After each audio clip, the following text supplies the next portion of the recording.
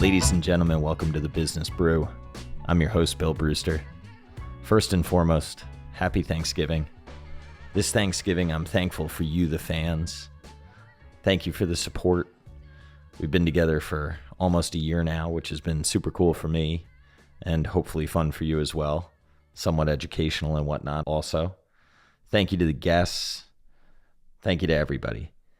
This episode is brought to you by Stream by Mosaic. You can find them at streamrg.com. That's streamrg.com. Stream is an expert interview transcript library that's become integral to my research process. I discovered them roughly 14 months ago.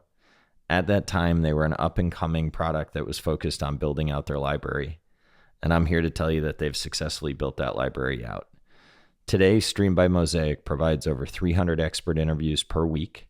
70% of their experts are found exclusively on Stream, and each interview goes through 3 layers of compliance screening. Recently, someone said to me, Stream is table stakes for good fundamental analysis, and I couldn't agree more. Please check out streamrg.com and sign up today for a 14-day trial. This episode features the one and only David Gardner. If you followed me for any length of time, you know that I was introduced to David Gardner and my mind immediately shattered because I was faced to confront the idea that there could be a strategy that I perceived to be diametrically opposed to everything that I held dear, that had a ton of merit in it. And David's long-term results are very, very hard to argue against. I think he's an incredible guy. The world of finance is better because he's in it. I admire what he's done at the Motley Fool. I admire his passion for education. I'm really grateful that David said yes to coming on this program. And this was a really fun one for me. I hope that you all enjoy it as well. As always, none of this is financial advice. All of the information contained in this program is for entertainment purposes only. Please consult your financial advisor before making investment decisions and do your own due diligence.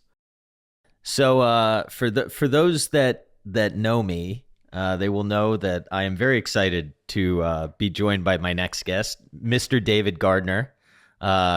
David, how you doing today? I'm doing great, Bill. I'm really delighted that we're having this time together. I'm excited about this conversation. Thank you. Well, I appreciate it, man. I was talking to somebody that worked for you. You may know him, Mike Trigg, and he said that he thought that you belonged on the Mount Rushmore of personal investing advocates, and he put you among Buffett and Bogle. And I can't say that I disagree at all. It's an honor to be joined. I wish Mike had not left our company. I mean, that's really that breaks my heart to think that he thinks that and left.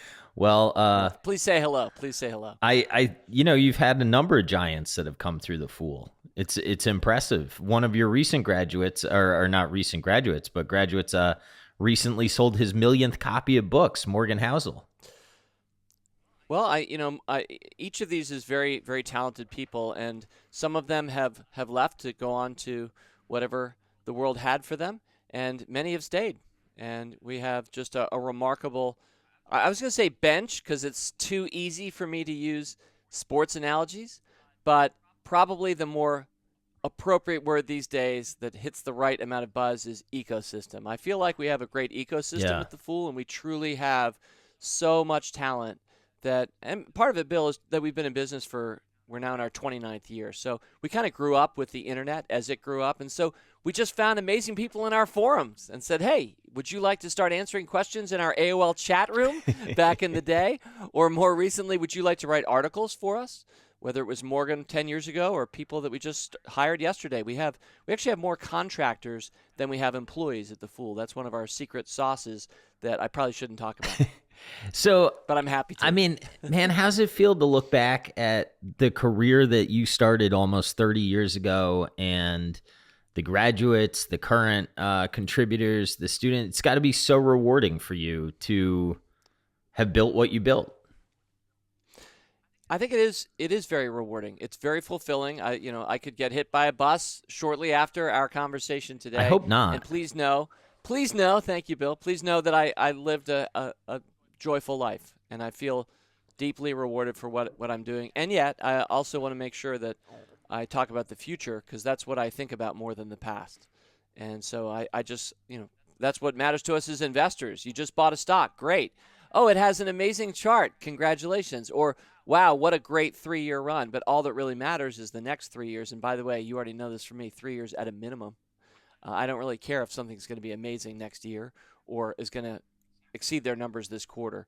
We're all about 3 years at a real minimum. But yeah, let's be looking forward as much as we can, even though I do love to tell stories and share things about the past, because we really did grow up at the start of the internet. I mean, keyword fool on AOL back when AOL was ruling the roost preceded the World Wide Web.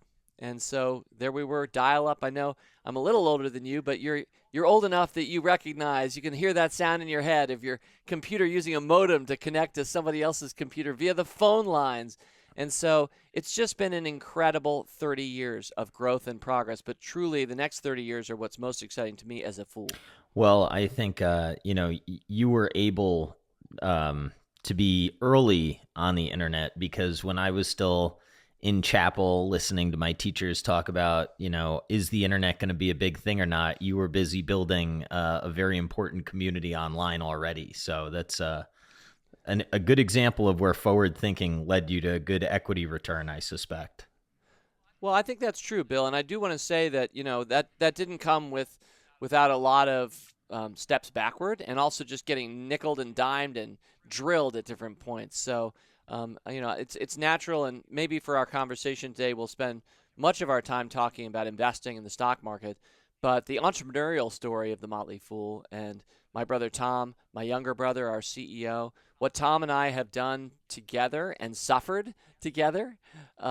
Is something I wouldn't trade the world for, but it's easy to look backward and make it feel like it's been amazing, which it has. But man, did we have just incredible hard times through some market sell-offs, et cetera. So anybody who's an entrepreneur of any real vintage, that is, you did it for more than a year, you did it for more than one startup, I think you know what I'm saying when we talk about what it takes to build something.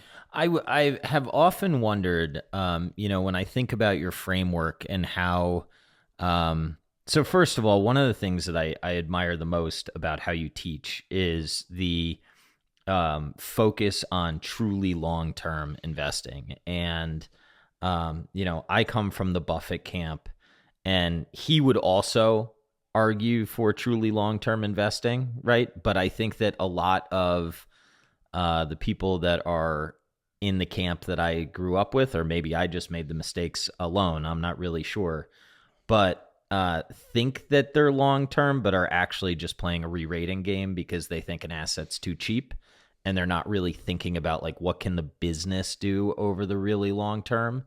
And I think that you have, like, my introduction to you completely shifted the way that my brain works. And first of all, thank you very much for that. I hope it works better. Otherwise, I did something really bad. But if you're complimenting me, I'll accept it. And thank you, Bill. I'm flattered. No, you did, man. And I've often wondered what running the Fool during the .com crash, how that framed your, like, what you look for in businesses and resiliency and whatnot, because you've managed through really tough times. Warren Buffett has a great line, and you know a lot more about Buffett than I do. And if you've listened to me some off and on, you may know that sometimes I've said I'm sort of the anti-Buffett. Yeah. Even though in a lot of ways, I mean, I so deeply admire him and everything that he is. I think he's the greatest investor of all time and one of the great entrepreneurs of all time. So it's funny that I don't quote Buffett very often because I've never read a single book about Buffett. I once did meet him when I was 15 years old at a Washington Post annual meeting, because he was on the board of the Washington Post company back when Katharine Graham was running it. And that was like the golden days of that stock. And that was my dad, who's just an individual investor like me. That was like our biggest holding. We grew up in Washington, D.C., Washington Post, Buffett on the board, went to the annual meeting, shook the man's hand. That's cool. And I've never seen him since. We've had a lot of fools who've gotten to meet with him. We've had people who've written books about him. But for me to be quoting him is kind of funny because I really don't I've never been to Omaha, and I don't have any particular aspiration to hang out with the Buffett crowd. Not to say they're not really great You people. should I come think it's hang wonderful. once. It's a fun I networking appreciate that. event. If I did, Bill, I'd hang with All you. right. Well, How I would about like that very much.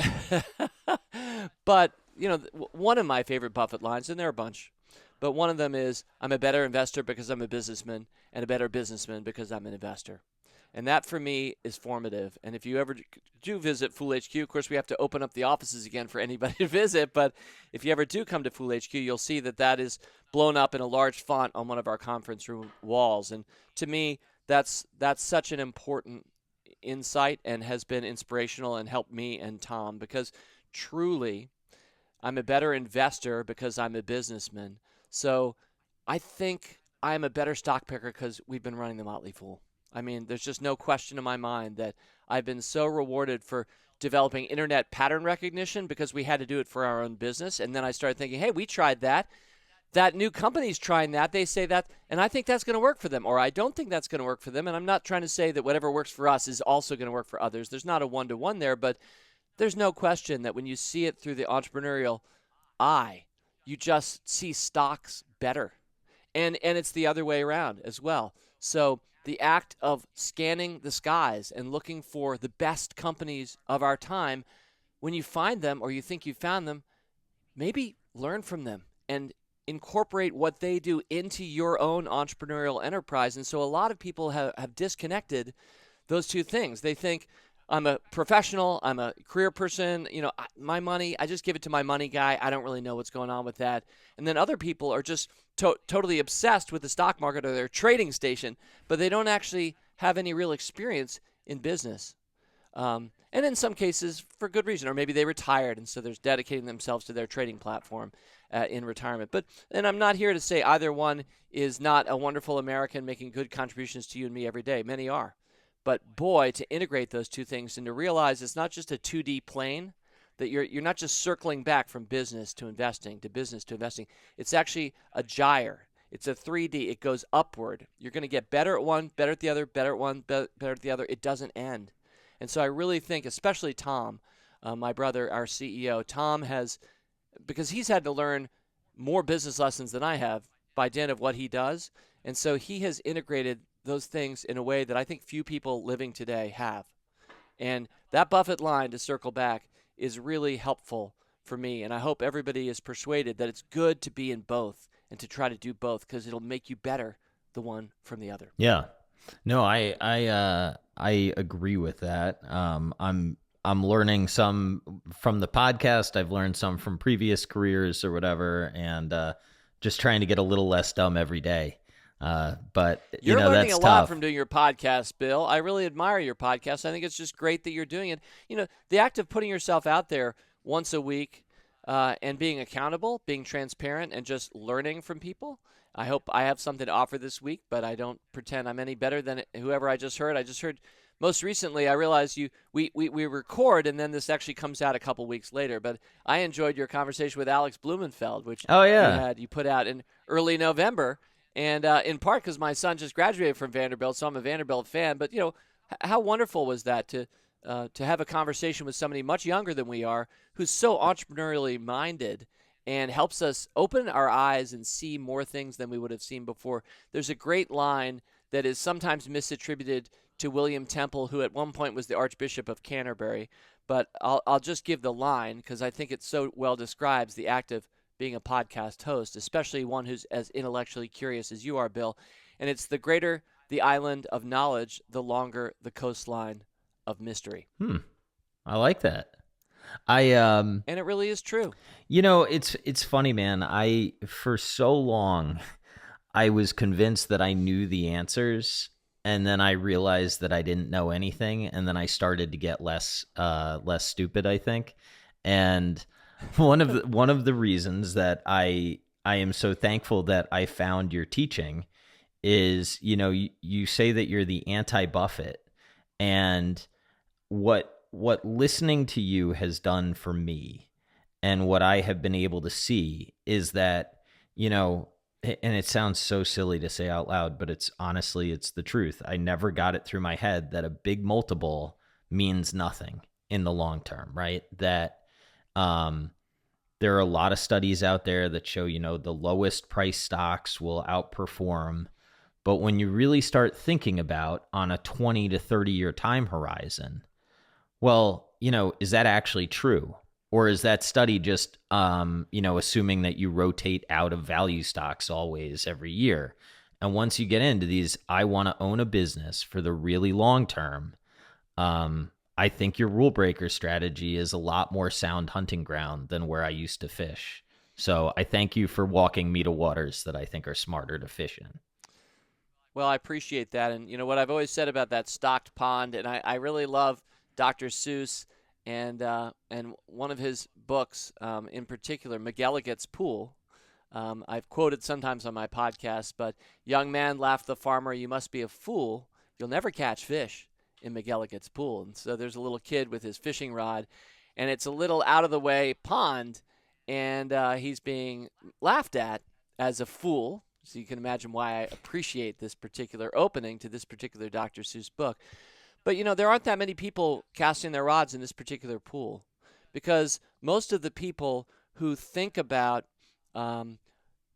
investing in companies that are dynamic, and you're going to notice that I'm going to try never to say, not just in this podcast, but ever, you're not going to hear me say phrases like growth stocks, growth investor, value stocks, value investor. I find that those labels, which is what they are misleading and not very helpful. And I don't like to be categorized as anything, but if I am, which I'm happy to be, then at least let's define our terms. And let's not do it right now, because I'm not that interested in defining terms of value investor, what exact. But I would encourage anybody who is self-describing themselves along those lines to really understand what they mean by that. But what I find true is that people who are looking at dynamic companies often aren't thinking long term. The association is that if you're going to be fishing in a pond of high multiple companies, you're probably not going to be in it for much more than a year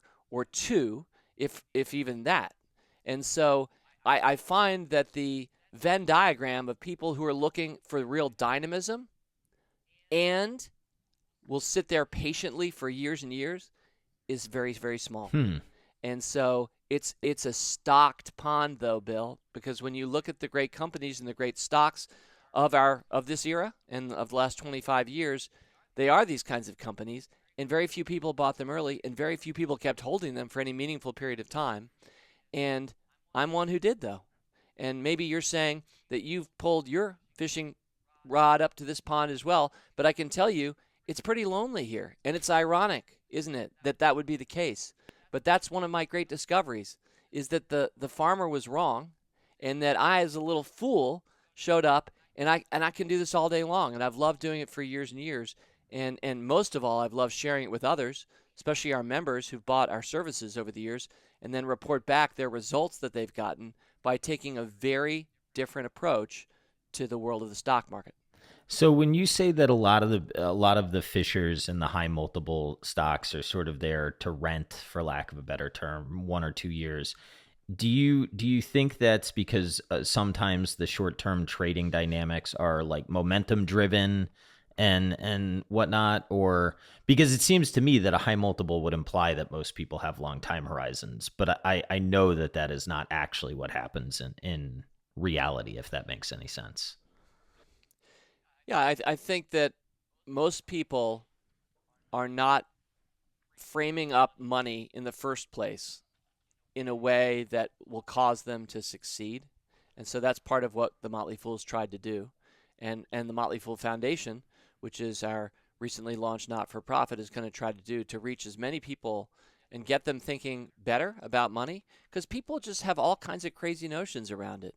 A lot of people think that the stock market is a gambling machine. That's a fairly widely held view, and meme stocks probably only contribute to that idea. Yeah. And so the over coverage of meme stocks. I mean, I think rightly so. They're one of the top 10 stories here as we get near the end of 2021. It has to be one of the top 10 stories for stock market watchers was meme stocks. And yet they're overcovered. There aren't that many of them. It's kind of silly, in my opinion. It's not sustainable.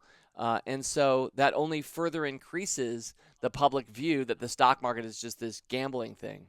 And, open up your Robinhood account and start trading. Even the word trading itself, and the images that I grew up with anyway, watching the nightly news, which I don't anymore, but back in the day, 6:30 p.m., I used to watch on television, Tom Brokaw, and let's hear what happened today. And the images of Wall Street were people tearing up paper and running around and frenetic, and it's all about trading. And trading for me is the antithesis of investing, which is what I do, what I hope you do, what I hope everybody hearing us does. And that just means that you're, without going too finely into this, but you're wearing the clothes like a sports fan does of your with your stocks. Like, people go to their NFL stadium here this fall, and they've got the jersey on. And they're going to keep the jersey on whether their team wins or loses. And next season, even if they have a bad year or a bad 3 years, they're going to keep the jersey on. And that is very natural for us as sports fans. And there's so much overlap between sports and investing. But a lot of people don't get that. They think that the stock market, they need to act crazy, jump in, jump out. As soon as they've bought a stock, they start thinking, well, when do I sell? It's up 50%. Do I sell half and play with the house's money? Or these kind of silly rules that we make. So I just think money has been, and that's just a stock market example. Of course, money means lots of different things to lots of different people around the world, and a lot of it is that they don't have enough of it or any of it, and that's a real problem on its own. But I just think that money needs to be reframed and retaught so that we recognize that it's stored up opportunity. It's like potential energy that I learned in my 5th grade physics class. That's, by the way, I think the last physics I ever took. I somehow managed to dodge it in high school and definitely never took it. I don't need to take it. I'm testing out of this. I learned this. The number one thing I took away from Mr. Haslam's class, 5th grade, was potential energy converting to kinetic energy. So money is really potential energy. It's stored up, and then we should unleash it as kinetic energy in the form of new startups, new solutions that we create as entrepreneurs for the people in our communities or our nations. And we should love our entrepreneurs. I mean, the people who can actually turn potential energy into kinetic energy, that's magic. Yeah. Especially at scale. And so, now we're really going off on a tangent, but you do that, Bill, right? This is allowed. Yeah, that's actually the reason this podcast exists, is to go on interesting tangents. Excellent. Well, I have a friend named Magat Wade, and she is an entrepreneur, and she is African. I think she is Senegalese. She's definitely West African off the top of my head, but she sent me proofs of her book, and it's not a published book yet, but she is an incredibly articulate voice talking about why entrepreneurism has failed in Africa. Huh. And ultimately, that's why a lot of us, especially those of us in the Western world, when we think of Africa, the first thing she would point out is we picture somebody who looks like they haven't eaten enough or they have a fly on their face. A lot of us grew up with these images that we're almost programmed into us as kids to think that way about Africa. And in a lot of ways, that's accurate, unfortunately. And she would say it's because Africa has made it so difficult for you to start a business. My view of entrepreneurism is that you and I, as potential entrepreneurs, can create a product or a service to improve the lives of those around us.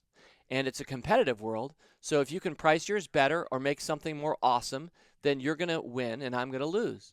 And that equals betterment. And we see that happening for centuries now when capitalism is practiced well. And in Africa, the hurdle that you have just to start your business or to run your business is incredibly high. It involves having to source, I'm kind of making these numbers up, but just as an example, especially because I'm kind of a noob, just looking at that continent from afar, but through her eyes, she's pointing out that often you have to source 40% or more of your raw materials from your nation. You can't actually go buy from China or the U.S. You're forced to buy from your nation. And so that kind of socialism has held back that continent for 100 years. And it's not going to improve anytime soon. It's not about better financial literacy or, better government, although that probably matters. It's actually about enabling entrepreneurship. So to return, I think, to where we started, we should love our entrepreneurs. We should be grooming them. I enjoyed that Alex Blumenfeld interview. That's an entrepreneur. They come in all shapes and sizes, all ages and genders, and the world is more open to female entrepreneurs today than it ever has been. And yet it'll open up even more over the next 50 years. So I get goosebumps a little bit just thinking about the future of capitalism and how we're going to get more and more awesome. Yeah. And so you and I want to be investors in that, right? We want to own small pieces, whether we're VCs at early stages or, like me, public market investors at public stages. We want to own the best companies of our time. And the only term that makes any sense to me there, Bill, is to own it for the term that counts, the long term. Yeah, I agree with that. I'm really I'm happy that you listened to Alex's episode. She's really, really impressive. And I thought, if I don't help somebody like this, then like, what am I doing with this, podcast or platform or whatever, right? Like, this is what it's all about. And she deserves it. So hopefully it works. Hopefully it's good marketing for her. And I think whoever uses her service is going to be very happy with it. So we'll see how that turns out. Do you want to go through a little bit about, just to give people that may not know, like your approach, your, like this Sure. 6 bullet points of rule breakers and whatnot, so we can kind of frame the conversation? Yeah, and I have 3 of them, and I don't think we're going to do 18 points here. Okay. But I'll just mention that the framework that I've built up over time, which has been done right out front of our members. So if you're a Motley Fool member, you've seen me, if you followed us, you've seen me just literally develop these, building the plane as we fly it over time. And then I'm not just the academic coming up with the framework, I'm the practitioner then using the framework in real time. And you can see my results, and that's what members have been able to do for really 29 years. We opened up on August 4th of 1994 on AOL. We picked stocks that first day. I bought AOL stock that first day. And it ended up being a monster for the most part, although it didn't end great. But overall, it was a remarkable learning. So any of my lists have basically been built out of my own roll up my sleeves and try to figure it out in front of our members. So I think the most obvious one to start with, the one I think that you were talking about, was the 6 traits of the rule breaker stock. Yeah, that's right. So that's the one that's the longest standing, and that's the one that I'm really delighted to share. And we'll do it in short form, and if you want to go longer on any of these, I'm more than happy to. And so there are 6 traits that I look for in stocks. And the first one is I'm looking for top dogs and first movers in important emerging industries. We talked about that stocked pond earlier. If you just focused all of your investing attention on just that group of companies, you'd beat the market. You'd spend less time. You'd have more time, therefore, for other things in life, and you would amaze yourself, especially if you were to make sure you hold on to those and not just make them a trade. So the top dogs and first movers in important emerging industries is Amazon, is Netflix, is NVIDIA, is the Trade Desk, is Shopify. The list goes on. If you look at the best performing companies of the last 5 years, the last 25 years, it's top dogs and first movers in important emerging industries. Now, not in every single case. And maybe you'd say, well, were they really the first mover or not? And we could debate that if we like, but just as a filter, this first trait of the rule breaker stock, I lead off with it because it's the most important. So if we just focus all of our time there, we're going to find consistently the best stocks of every era, I believe. I'm only living during one, but I do have a record of having found, invested, and still holding the best stocks of this generation. And that's number one. So I said we're going to go short form here. I can go through 2 through 6 faster than that, but do you want to spend any time talking about that? Oh yeah, man. I got a ton of questions. So let's say I wanted to be a skeptic here. Okay. And I said, well, those companies have benefited from a rate environment that has gone down and multiples have only gone up. Is that the reason that these companies have outperformed the market? Well, I would say maybe over the last 10 years that has been a significant tailwind and factor for them. And I think I'd agree with that if you're asserting that. I don't Of know that course, I we am, started. to be clear. Yeah, I would that's argue fine. the That's fine. business results are very, very impressive in most of those companies, and that's why they've outperformed. Yeah, the way that I would articulate it is that a low interest rate environment, which made capital very accessible to entrepreneurs, created golden age, golden era, an amazing time to create your business where capital was cheap. And then for the first time, really, in human history, new brands and new companies could have a global reach faster than ever before. And so when you touch that touchstone, when you rub those things together of cheap capital and global opportunity, really for the first time at real scale, I think it helps explain who's won and why over the last X years. And 10 years we would say maybe for that cheap capital coming out of the Great Recession of 2008 and 9.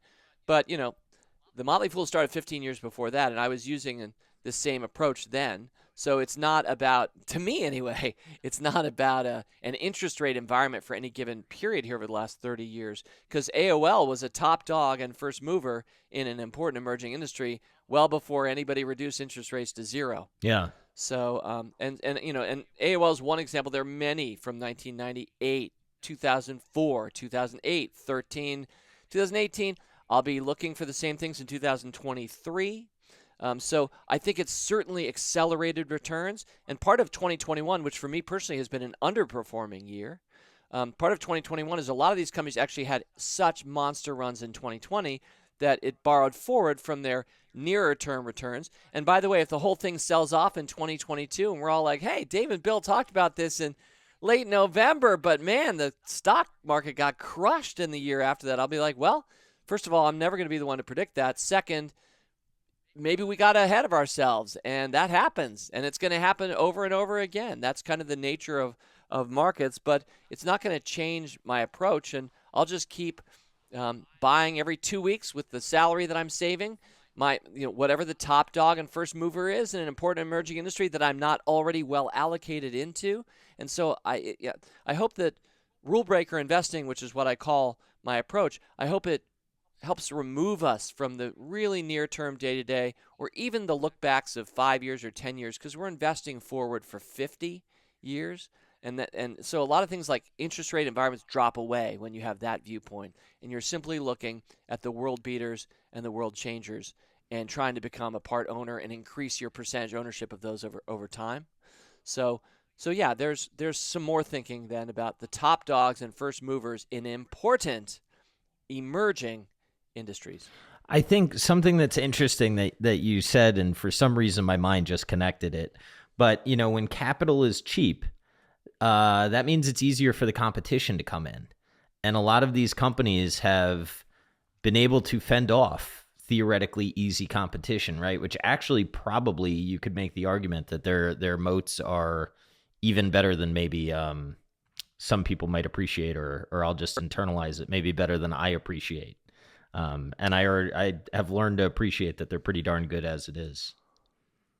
Yeah, I think that's true. And so I want to acknowledge that having that capital and making good use of it, and maybe having it ahead of those that came along after you and tried to catch you, maybe that was a real moat. And I'm also going to say that there are some other things playing into that moat that have nothing to do with capital that are true in every era. So let's go back to quoting Buffett again. The 3 I's of every cycle. Do you know this one, Bill? I don't know that I do. I feel embarrassed to say that I don't. It's definitely not a quiz. And you could even later fact check me and go, Dave, by the way, you said that was Buffett. It was somebody else. I think it's Buffett, and I've heard it this way, but regardless of who said it. By the way, you know who never said... the innovator, the imitator, and the idiot? You got it. All right, there we go. I was about to talk about misquoting because everybody quotes Gandhi with be the change you want to see in the world. Gandhi never actually said that. It's in TED Talks. It's on bumper stickers. Check it. Gandhi never said it, but it sounds like it came from Gandhi. It does. And it's it should have come from him. So this one I think is Buffett, but even if not, it could or should have come from Buffett. And you already got it. Yeah, the 3 I's in every cycle. The first is the innovator. That's the first I. The second I is the imitator who comes along imitating the innovation. And the third I is the idiot. And that's the person who's got the same business model seemingly, and they're asking for capital, and we're late in the cycle, and we're giving it to them. And, the classic example I always use, which dates me, is drcoop.com, which is going to be a health site back in the day. But, the things that show up that seem plausible and get funding, but in the meantime, I hope you and I have been focused on the innovator all the way through. And the innovator is an innovator for lots of reasons that have nothing to do with capital. I mean, the person who actually has a vision, and then the person who can translate that vision, that potential energy, into kinetic energy, that is a really special, gifted person. And they don't come along every day. And the imitators can be really impressive, but one thing's for sure, they didn't come up with the idea. Yeah. They're going to optimize it, or they're going to try to undercut it, or maybe they can take a new angle, which, by the way, would be an innovation and qualify them as an innovator if somebody takes a new angle. But the mere imitators, it's not just that they have cheap capital too, but why couldn't they catch the innovators and it's a capital story? I actually think it's more of a human capital story. I think that the people who are great entrepreneurs are just going to be that. They're going to be that every time. And they grow too, especially so many of them start young. And so we all think of, well, you had Alex on your podcast a few weeks ago. I don't want to overstate for her. I don't want to put any pressure on her, but think about Bill Gates, Steve Jobs, people who dropped out of college, people, Mark Zuckerberg, who just got it early on. Tom and I were in our 20s when we started the Motley Fool, not putting ourselves in those ranks, but just pointing out pattern recognition around youth and starting things. And so usually the youths who can, we're not a public company. What really blows me away are youths who can actually take their vision into becoming a public company. That is a really hard thing to do, and that's rarefied air. So there are lots of reasons that those people are hard to compete against. And their moat isn't just that they got capital first or got it cheaper. And if you can get cheap capital, don't expect, unless you're the first eye, don't expect that you're going to be able to overcome them or be a big dog too. You might, but for the most part, my money is always going to remain with the innovator. Yeah, it's funny, as you were saying that, I was thinking the life cycle of the Fool must have given you unique insight into what different skill sets are needed at different types of growth curves, right, within the company, and to be able to say like that, it's a different skill set to take a company public. I have heard it said that like the skills, this is more in a small business context, but to get a company from 0 to 5 million in revenue is different from 5 to 20 is different from 20 to 100. And then even, they're just different. So to see somebody that can found a company, grow the company, take the company public, and then also deliver on the promises as a public company, that is, as you say, very rarefied air. It is. And, these are, again, not just some of the best companies of our time, but I think some of the best people. Like you think about Toby Luke at Shopify, that is a remarkable human being. Yeah. And I kind of love him because he's a gamer, and I'm also a gamer. So he's geeky enough to talk about board games or computer games, and I am too. But even if somebody's not a gamer, like I don't think Jeff Bezos is a real video gamer. He doesn't Maybe strike he is. me as one. I mean, Amazon is now doing Amazon games and has kind of an emerging hit with the massively multiplayer online role-playing game, but I don't think Jeff's spending as much time as I am playing his board games and his video games. But, the people who are doing what these people have done, they're just very few of them. And you're right. I think there are different stages of companies. It's worth paying attention to, Bill. I agree with that. And sometimes somebody can exist through all of them and be kind of chameleon-like or just a learning machine and just keep growing. One of the watchwords of the conscious capitalism movement, which is something near and dear to my heart, I'm on the national board, is a really important insight, I think. And it goes something like this. Organizations cannot outgrow the level of consciousness of their leaders. And boy, do I think that's true. And if you, whoever you are listening to Bill and me right now, if you are either an existing CEO or entrepreneur or an aspiring one, just realize that you, more than anybody in your company, need to keep learning in order to allow your company to grow. If you're stuck in some way, if you think, you know what, we're only going to hire this type of person because this is who I can work with, and you're not going to be able to hire all the other types of people then, and you're probably not going to grow past that. So much is made of glass ceilings in this world. A lot of times it's been sexism in the workplace, women not having as much opportunity. That's a real glass ceiling that we've all kind of grown up with and seen. There's another one out there, and it's your own level of consciousness. And so I think when we talk about these, managing a company from 0 to 5 million, 5 to 20, 20 to 100, the people who do that are learning machines. They're growing as they go. And by the way, it doesn't mean you're a bad person if you don't want to do that, or if at a certain point you want to hop off and go, you know what? This thing's gotten big enough.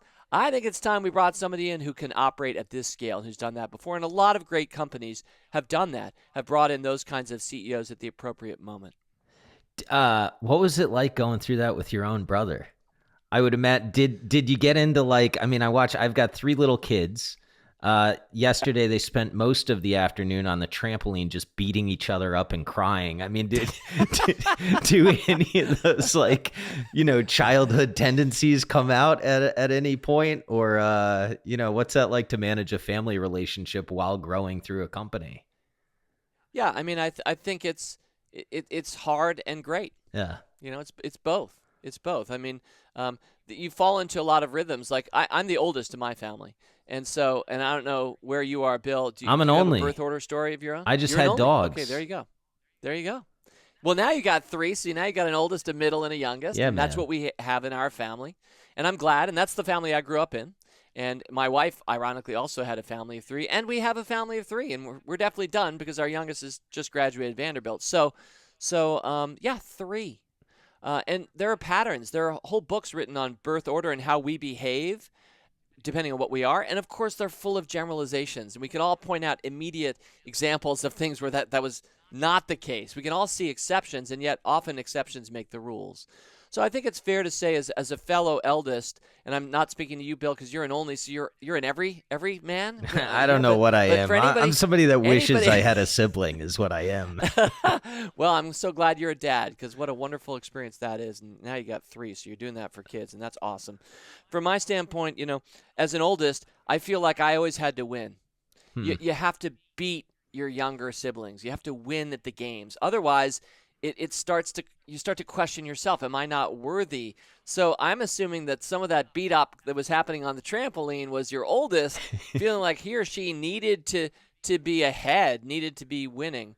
And that's kind of how we're pre-programmed. And that's not great when you get to be adults, if you still think that.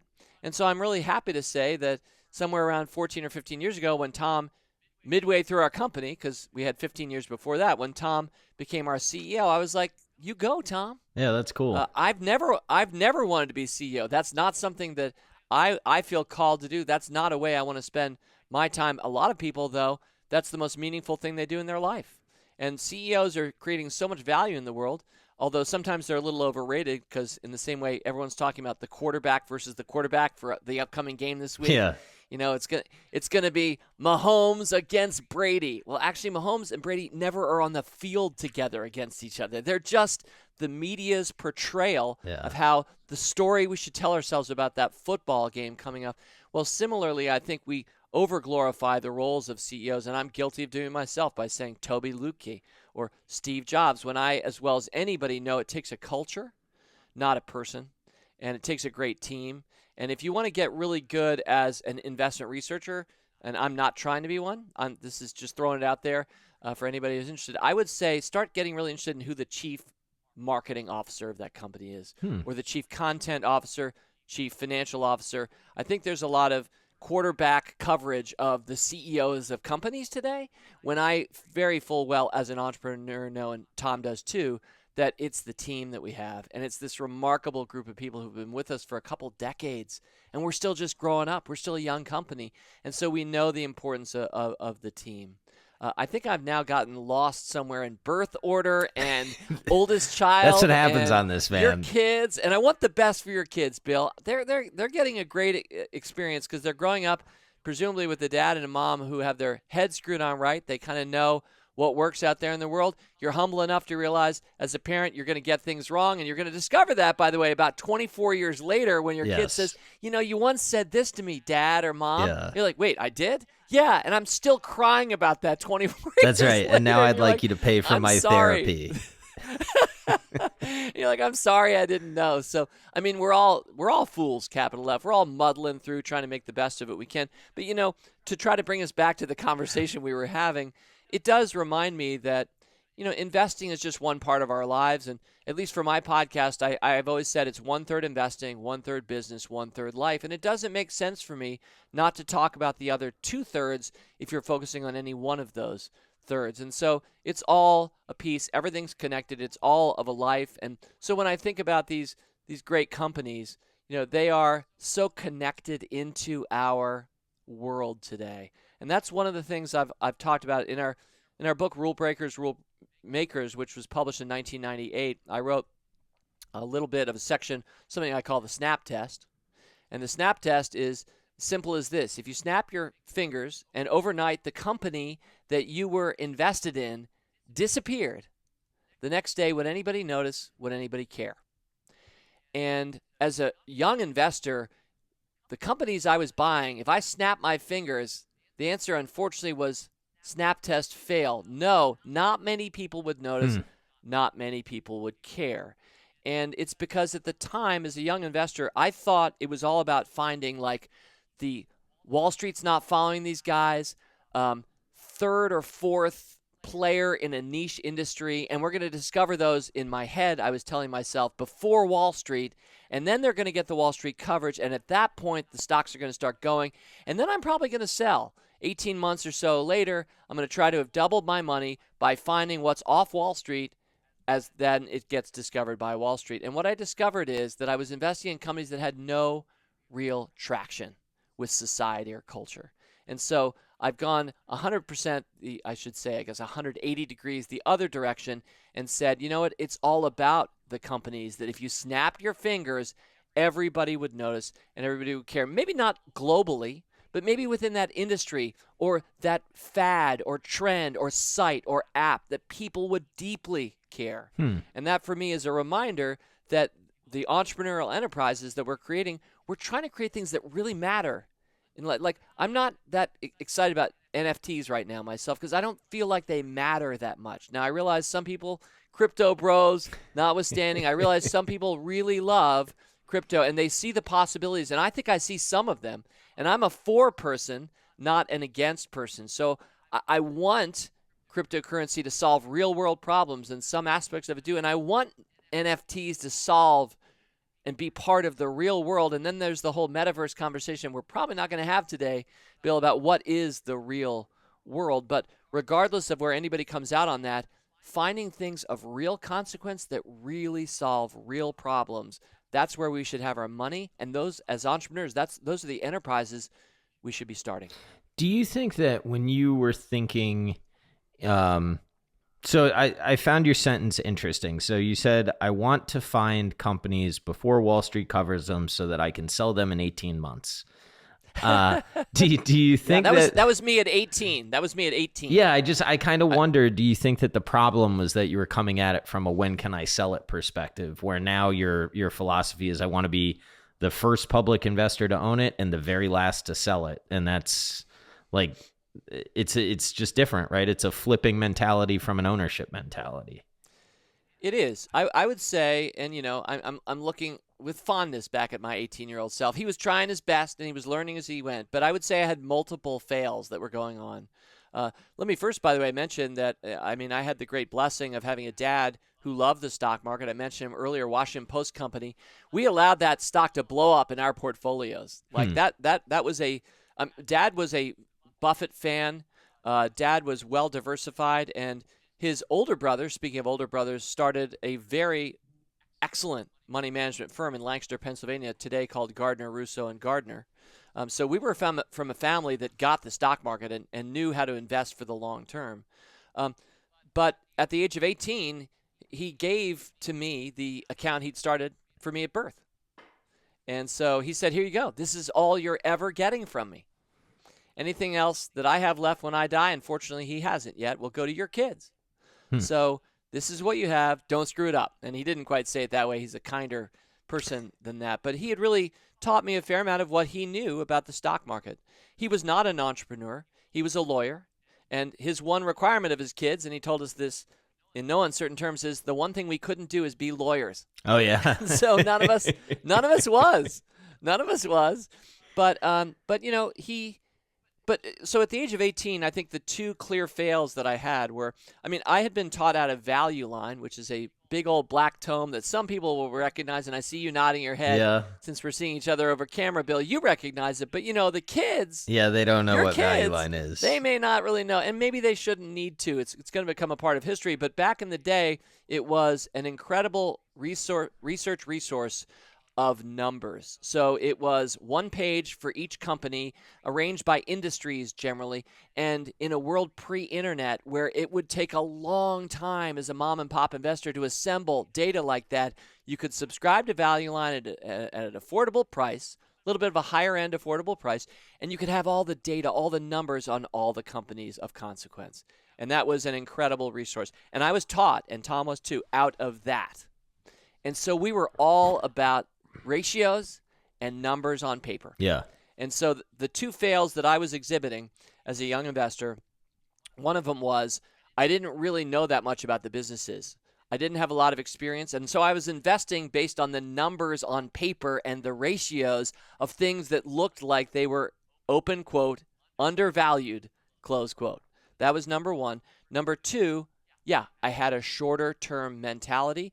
I truly was just thinking, and it's ironic, right? Because you should have the longest term mentality of all when you're 18 as an adult versus 28 or 38 or 48. I'm nearing 58 at the age of 55. I still think, I mean, ironically, I think longer term than I was when I was 18. But at a certain point, we start counting how many years will we have left, and then we start thinking probably appropriately in a little bit shorter term way in terms of how we're going to live on this and what we're going to do with it. But anyway, so those were the two fails that I started with. I don't blame Dad at all. Dad was such an amazing dad. He funded the capital that he gave us. Basically, was the seed money for our company. Oh wow! So the Motley Fool wouldn't exist, at least in the way it does today, if Paul Gardner had not saved money from his own professional career, invested it, given some of it to his kids, taught them, and then loosed them upon the world at the age of 18. And, you know, there's a whole story we're not going to tell today, but it's the Motley Fool business story, which has rarely been covered in recent years. But it's basically about how we didn't have to go out and get VC funding at early stages, so that as everything melted down in 2001, and as we laid off 80% of our employees, which was, we went from 435 employees to 85 in 9 months, and that hurt a whole bunch. But we had the capital to see it through. And we didn't have anybody who was outside capital telling us, you know what, you need to do this, you need to sell, you need to, whatever it was. There was no capital tail wagging the Motley Fool dog. And that goes back to a dad who got us started with seed capital and taught us, I think, the right ways to think about business. That's really cool. I'm just curious to hear, when you have lived through that, you know, one of the knocks that, you know, people have on some of these high multiple stocks, and I have said it in the past too. I'm morphing quite a bit on my knock, but you know, the share-based compensation dilutes sort of, you know, the minority owner. But what it does do is it sort of shares the risk of capitalization among employees, minority owners. So now you don't have debt on the balance sheet. You risk maybe having employees get dejected and or needing to reset their options base if there's a crash, but you don't get in a liquidation scenario if you don't have debt. And it seems like your balance sheet was part of what helped you get through the tough times. That and a whole bunch of emotional resolve, I would imagine.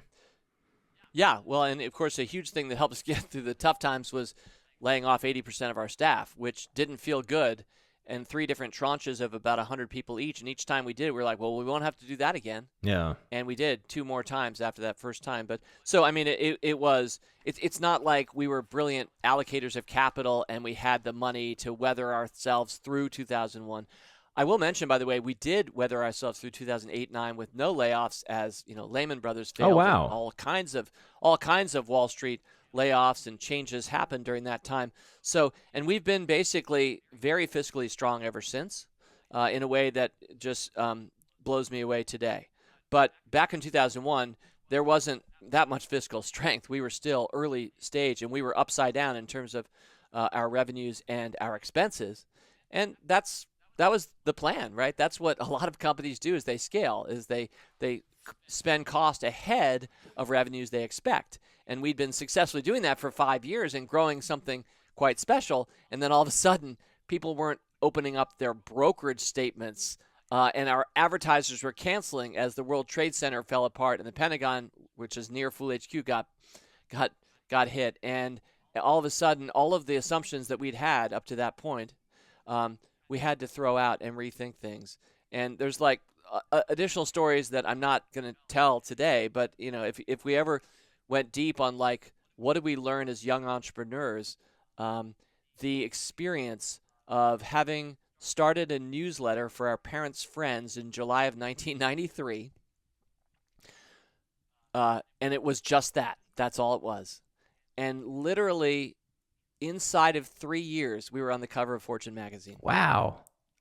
Which is just astonishing. And then 4 or 5 years after that, we're laying off 80% of our staff. Yeah. I mean, that kind of boom bust experience was formative for us. And we're not bipolar, I hope not.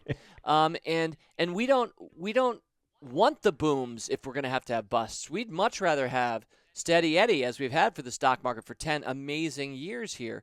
But we also know that in the world at large, things are unpredictable. They always will be, and the story of the human race is adapting and evolving when necessary. So I've definitely seen us do that as a company. But the learnings that we got early days made it so much easier now, later days, Bill, for me to feel like a loser and be okay with that. And one of my big themes that I've sounded many a time to rule breaker investors is that I have picked more bad stocks than anyone in Motley Fool history. And you've talked about some of our storied investors who are with us today or have come through our halls over the years, and I've picked more bad stocks than any of them, and I picked more bad stocks than any of them. And that is really important to accept, and a lot of people can't take that or do that. They don't want to lose. And I'm happy to be the NBA player who literally airballs it from the free throw line 11 times in a row. If I know, and I do know, that the math is on my side with the approach that I take, that we're actually going to win maybe more than anyone, but it's partly that willingness to lose. And so I think as an entrepreneur, experiencing that firsthand, in your face, people like just torching us, like the Wall Street Journal writing a wake for the Motley Fools, and it was like a funeral wake, and they were interviewing our a member who'd lost 30% of his kid's retirement account because he'd followed the Motley Fool. That was like the lead-off story. So often there's a media cycle, which I'm sure you're familiar with, where they build you up. Oh yeah. And then they're gonna tear you down because that's interesting. And then eventually you'll probably come back and they might cover you at that point sometime. But you know what? The build up and the tear down is the real cycle that I think excites the public media. It happens in finance, it happens in sports, it happens in culture. And but the way to kind of live past that and through that is to not think about that boom bust cycle, but just to be resilient, which to me is the true story of entrepreneurship and actually one of America's core values, I think, is resilience. And the media doesn't really have a way to understand that or play with that. So you really haven't seen a story about the Motley Fool business. I don't think anybody's asking us to be on the cover of Fortune magazine these days. They probably should. And yet, we are far more worthy of that than at any point in our history today with one of the best CEOs in America, I think. But you know what? It's not part of the news cycle. Yeah. But forget about news cycles. Let's go back to investing. This is the same thing we do as investors. Yeah. Is in order to hold Amazon through to today, you had to go from, as I did, from 3 to 95 back to 7, and then actually from 7 to 70 to 700 and to 3,000. And you have to just be there and live it and own it and be willing to lose. The studies, this stuff better than I do, Bill, but most of the great winning stocks had 50% or more declines multiple times over the course of time. And so I've always just simply ignored those and tried to increase my allocation and not sold the best companies of our time, which is what I'm hunting with, by the way, the first attribute of rule breaker stocks. And I don't even know that we need to go to the other 2 through 6. We certainly can. But, any one of these is its own conversation, and I've had a lot of fun talking through this with you. Well, I think we sort of have. For those that don't know, you've got some sustainable competitive advantage, strong price appreciation in the past, people in management, consumer appeal, and companies that people consistently say are overvalued. So that's the summary take. But I think that what we have discussed frames a lot of how you came up with that list. So emotionally, how one of the things that I just admire about you so much is the ability to hang in there when, presumably Amazon runs to 70. Okay, it's a big part of your portfolio at this stage. Now it's down at 3. And I think if you're reading, right, I read the Amazon store and it's like management is leaving the firm and everything looks like it's in chaos. There's a reason the stock is down. How do you both, I guess there's 3 kind of questions here. Question 1, how do you emotionally get through that pain? And question 2, I guess, is how do you follow the story and not get scared out of the position? Those are I think those are the 2 big ones. Well, those are great questions, and I have answers for them. But I'm conscious, and I've probably done this sometime in our hour or so roughly we've spent together, where I sound like I know the answers. And so I'm going to sound like I know the answers because I have answers for those. But I'm also always the first to say I'm a fool, capital F. So there are probably better answers than what I'm giving or alternative answers. So they're just kind of my answers. But I don't ever want to come off as glib because almost anything that I've learned, I had to go through multiple iterations in order to get where I am today. And I'm expecting to go through additional iterations going forward and be persuaded that I'm wrong about this other thing. There's a better way to do it, and I'm going to keep trying to learn those as we go. So here are my pat answers. Not pat in the sense that they're pre-programmed because I didn't know what you were about to ask, but I have thought about a lot of things and done a lot of things. So my answers, first of all, the emotion. You asked 2 things basically. How do you deal with the emotion? And then the second thing you asked is, how do you not get scared out of positions? Yeah. How do you deal with the emotion? Well, I think you probably have to ask yourself, how well do I know myself? And we all feel emotions. That's what makes us human. That's a big part of who and what we are. But how we process emotions is very different. Some people have a high degree, higher than mine, of self-awareness. They know that they're feeling that emotion, or even better, they know ahead of time that they're going to feel this or that emotion based on how things shake out at their corporate offsite next week, or as they pop the question to their fiancé 3 months from now. They're thinking about that. They're self-aware. And then there are people who are just not so much, or who just kind of, maybe it's so much that they live in the moment, but they don't have necessarily full control over their emotions. There's probably some Spock, Star Trek-like tangent we won't go on right now about if you can master your emotions, how much more effective you can be. And yet we're human. We're not Vulcan. Yeah. And so let's make sure that we lean into who and what we are. But I think that you need to become emotionally intelligent. And I am not a person, I don't think I have a high EQ particularly. I'm not an exemplar. I'm not putting myself out there. But I admire people who are. And I've tried to learn more. I love old-fashioned words like character. To me, that explains a lot of our world today.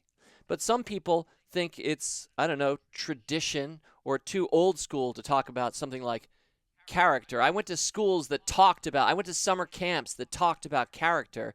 And when we talk about kids today, I'm like, is there a class on, how about this? Character? And some places do have those things. And some people get those, let's say, through church, maybe. Not so much through their school, although for most of us, I hope we get it from our parents. And not everybody has 2 parents, and not everybody even has parents. But I think that these things really lead to integration and balance. And I'm the first to say I'm not trying to be balanced. I actually try to be awesome at booms and awesome at busts. I'm not trying to balance things out so there's never booms or busts, because life will always have them. But so to me, you want to get better with your character. And many of the best entrepreneurs and many of the best investors are people of extremely high character. I've seen that firsthand. I don't know a lot of billionaires, but I know a few billionaires. And while billionaire seems like it's vilified by many people today, it's like if you cross over a certain number, a certain numerical threshold, you're now evil. Clearly, you've exploited people to get there to be that person. And while that may be true of some other countries where I'm not sure who really earned their wealth in some other countries, I believe in our country, we have the best one-to-one of going out there and earning it. We have more real Horatio Alger stories in this country than maybe all others combined if you look at modern-day business. And that it was true 100 years ago. It'll be true 100 years from now, I think, if we remember what makes America truly great, not great again, truly great. But I think about our values, and I think about character. So I think that getting better at emotion is going to help you with your investing and your business and your life. That was a shaggy dog answer to your first one. My second one is much easier to provide. It's how do you not get scared out, you asked. And my answer to that one is that you realize that the snap test works. It works. And so for me, people are getting scared out of their stocks, and that's because that's what they own. They don't technically, well, they may own a pair of Lululemon man pants. They may have the pants. They may have the product, but it's the stock that they own. And so that's what they're looking at, ticker symbol LULU. It's the stock that they own, and so they think, maybe I should sell this because it's down. Or, man, that just took a 30% haircut on tough earnings. Or, is this company still relevant? Is Peloton for real past the pandemic? Open question. And so they start asking those questions, and I think all they need to do is snap their fingers and look at the business, not the stock, and say, will anyone notice? Will anyone care? And will everyone notice? Will many people care? And I think what's made it easier for me not to get scared out is at no point did Netflix, which I've now held for 17 years and counting, my cost basis is like $2. Ooh, Spiffy pops like every day for you now. And if we finally got to my favorite word somewhere in the second hour of our discussion. And, I often lead with that because I want everybody to know what that is. And some people who heard you know exactly what you mean. And many people who probably heard that, like, what did Bill just say? But we'll get there. But, Netflix, yeah, I mean, our cost basis for Motley Fool Stock Advisor members is $2.33, and it got knocked down a few months later, so I re-recommended it at $1.85. So those are really low cost bases. At no point has Netflix not passed the snap test. At its darkest, most quickstery moment, Netflix still was so relevant, so important, and even, with all the negative press coverage, talk about media cycles, talk about building you up and then knocking you down. And by the way, it wasn't just the media. Reed Hastings would be the first to say that was kind of a self-inflicted gunshot wound decision he made temporarily to split the DVD from the streaming business. It was actually very far-sighted, I think. I think it was bad timing on his part. I think he accelerated toward a future people weren't ready for yet with Quickster. We're not going to talk about Quickster too much right now, I don't think. But even then, even like Netflix's worst year, the stock sells off 75%, I think. Oof. And so, my awesome, amazing Spiffy Pops and cost bases, I was getting Spiffy dropped left, right, and center. And there were a lot of people selling. I don't know that I've ever heard you talk about Spiffy drops. I've got all the language of Spiffy. Believe me, Spiffy drops are a thing.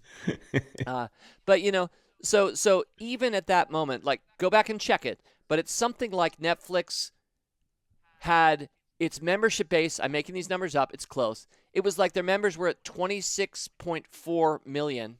And after 9 months of the worst Netflix results you could imagine, they had lost membership down to, I'm making this up, 23.5 million. Or maybe 20. Did I say 26.8? I should say something more like 25.4. Like, I think they lost about 1 million subscribers, which you hate to do that as a membership business, and that would really hurt the Motley Fool business because that's about our membership base. So if we lost 1 million, we wouldn't have a lot left at this point. So that really hurts. But when that's just 4% of your membership base, with the worst decision you could make and the worst media coverage and your stock selling off 75%, I wasn't scared out. I don't think I ever once considered selling Netflix during its worst public moments. And I've been greatly rewarded, and we can also talk about all my bad decisions too, but all of my best decisions. Nvidia cost basis $1.63. Disney cost basis $1.81. Thank you, Marvel. Amazon cost basis $3.21. Shopify, Trade Desk, which had an amazing move. You and I are talking in early November, just one day after a huge multi-spiffy pop for the Trade Desk. Again, this podcast will come out a couple weeks later, so it won't be as au courant. Maybe Trade Desk will have sold off the week that this comes out. But, I mean, wow, that is so awesome to see Trade Desk come out. There are so many Motley Fool members who own that stock. It went up $20.20. Talk about seeing 2020. This was on November 8th of this month. It went up $20.20 to 88.75. Our cost basis is $3.43. So when it goes up $20.20 in one day and our cost basis is $3.43, by the way, that's only 4.5 years old. Like, that's an incredible stock. Anyway, we have a knack for finding these companies, but I also will say, Bill, I have a knack for not selling them. It's because I don't get, quote, scared out, because I'm not looking at the stock. I'm truly looking at the business, and I'm snapping my fingers. Okay, so I got a couple things. Trade Desk, a new and emergent important industry. How I think that the answer is probably that you're just okay being wrong at times. But like, how do you define the new and important emerging industry without being like too narrow on it, right? Trade Desk is connected advertising, or that's not the right way to frame it, but online. It is, though. Okay. I mean, they say programmatic advertising. That's right. Okay. And I'm not an industry professional myself. Like, this is where I know a little bit, enough to be dangerous, but I don't know a lot of it, because I think my own orientation is mile wide, inch deep. I think I can make connections. Many people don't, because they don't try to be a mile wide. But don't start, asking me too many hard questions about even Netflix, a company I know and love, because people know so much more about that industry than I do, even though I love the stock and have owned it for 17 years. So Trade Desk, Bill, for me, top dog and first mover, because the Trade Desk created an exchange that was kind of like eBay, except rather than selling collectibles back and forth to each other, what they were doing is they were matching buyers and sellers for ad placements in a world gone ad mad, because it isn't just bus wraps in Cincinnati or Super Bowl ads. It's a little tile on Bill's podcast page. And, it could actually be 8 tiles if Bill wanted to do on Bill's podcast page. And so you end up with infinite space. Yeah. And we're not even talking metaverse right now, my friend. Yeah. Infinite space. And the Trade Desk showed up. Jeff Green, brilliant founder, one of those people who converts potential to kinetic energy. Seth Godin, one of my favorite people when we talk about ad and branding. Seth Godin with Seth's blog. Seth basically has always said, you know what the world doesn't need? Your great idea. The world doesn't need another great idea. We already have so many great ideas. People come to me up at an investment conference, or they drop me emails, say, hey, I've got this great idea. Now, you got to sign something first, though, before I share it with you, because it's such a great idea. And I'm smiling a little bit inside, because, I think I have some great ideas that haven't been enacted yet. And guess what? That's the point. What the world really needs is people who enact things, says Seth Godin, is people who build, who actually make stuff happen. That's the rare talent that's missing in an I should say ad mad in this context world. So Jeff Green actually went out and created an exchange where buyers and sellers, 1 second to the next, even as we're speaking right now, are actually agreeing that this will be the price for bus wraps in Cincinnati and for tiles on Bill's Business Brew podcast page. And wow, what a brilliant model. Buyers and sellers shaking hands in an eBay-like platform for ads. So that's what the Trade Desk has built. Are they the only one in the space? Are they the first one in the space, depending on how we're talking about this? And by the way, we're going to start getting to areas that I can't even speak to authoritatively. I would say, for me anyway, they're of relevance. As a public company, they are clearly the out-and-out leader, and I would say that was true when we first recommended the stock at $3.43 on February 22nd of 2017. And as the stock, and this is an important point, maybe this gets us to another point in the conversation. I don't know if we want to go there, but 3 months later, I had picked it in Rule Breakers, which is one of the Motley Fool services.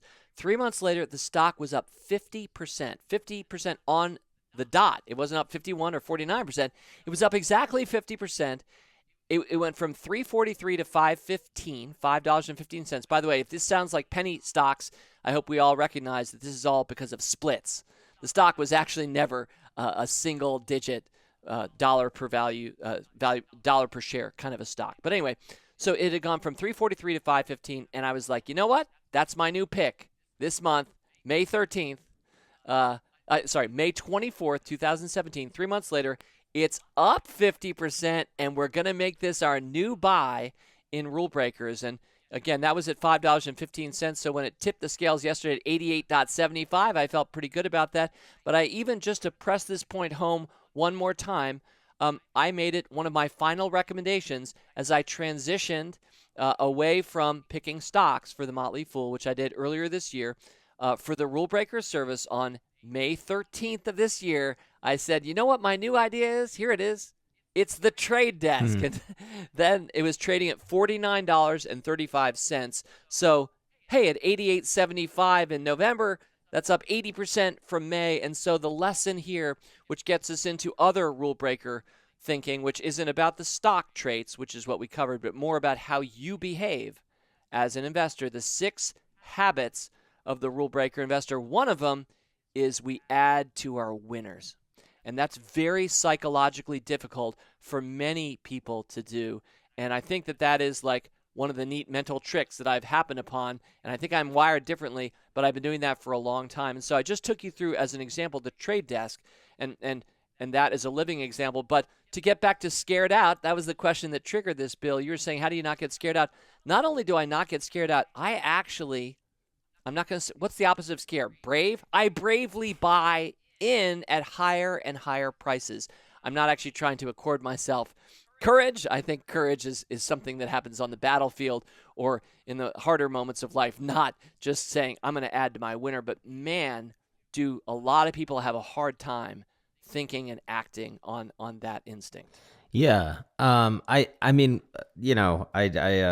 I continue to, even in this conversation, I'm just grateful. I can't believe that we're talking. I wouldn't have thought it a year ago when you said make it a year before we talk. But did we talk about that, Bill? I don't know if you let off with that. I want to give a shout out here to Bill Brewster. If you're listening to this podcast, I assume you're a Bill fan, and I know he's got a lot of them, and I enjoy Bill's podcast. I've listened to it, and of course now I'm getting to be on it. But you invited me on a year ago, Bill, and at the time it was a newer podcast. And one of the things that I do is I don't join with somebody's new podcast.